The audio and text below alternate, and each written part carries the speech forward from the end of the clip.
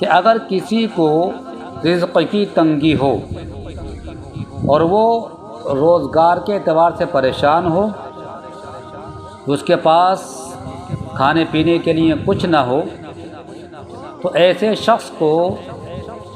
ایک عمل کرنا پڑے گا۔ اگر وہ عمل اس نے کر لیا تو یقینی طور پر اس کی رزق کی تنگی اور پریشانی انشاءاللہ ضرور دور ہو جائے گی۔ جب عبداللہ ابن مسعود رضی اللہ تعالی عنہ بیمار ہوئے تو حضرت عثمان غنی رضی اللہ تعالی عنہ عیادت کے لیے یعنی مزاج پرسی کے لیے تشریف لے گئے اور آپ نے معلوم کیا، عثمان غنی نے معلوم کیا، ما تشتکی، تمہیں کیا تکلیف ہے؟ تو عبداللہ بن مسعود رضی اللہ تعالی عنہ نے جواب دیا، ذنوبی، یعنی مجھے اپنے گناہوں کی تکلیف ہے۔ پھر آپ نے معلوم کیا، عثمان غنی نے معلوم کیا، ما تشتہی، آپ کیا چاہتے ہیں؟ تو فرمایا رحمت ربی،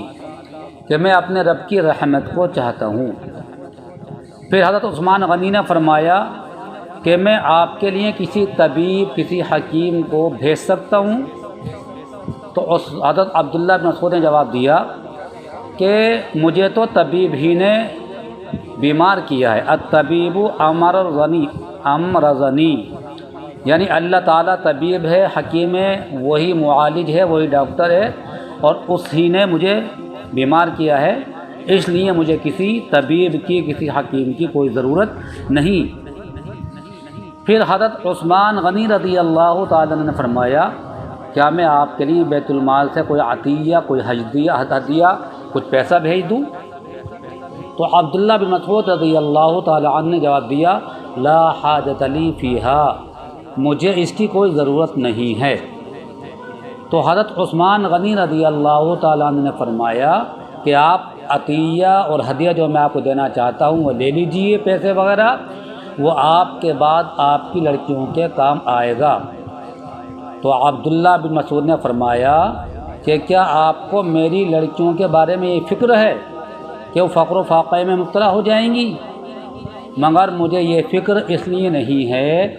کہ میں نے اپنی لڑکیوں کو تاکید کر رکھی ہے کہ ہر رات سورہ واقعہ پڑھا کریں، کیونکہ میں نے رسول اللہ صلی اللہ تعالی علیہ وسلم سے سنا ہے من قرأ سورۃ الواقعہ کل لیلۃ لم یصبہ فاقۃ ابدا، کہ جو شخص ہر رات میں سورہ واقعہ پڑھا کرے اس کو کبھی بھی فاقہ نہیں پہنچے گا اور کبھی بھی وہ فاقے میں مبتلا نہیں ہوگا۔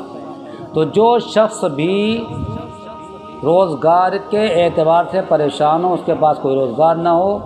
روزی روٹی کا کوئی کام نہ ہو، ذریعہ معاش نہ ہو، تو اس کو چاہیے کہ وہ ہر رات عشاء کی نماز کے بعد یا عشاء کی نماز سے پہلے، سونے سے پہلے سورہ واقعہ کی تلاوت کرا کرے، تو انشاءاللہ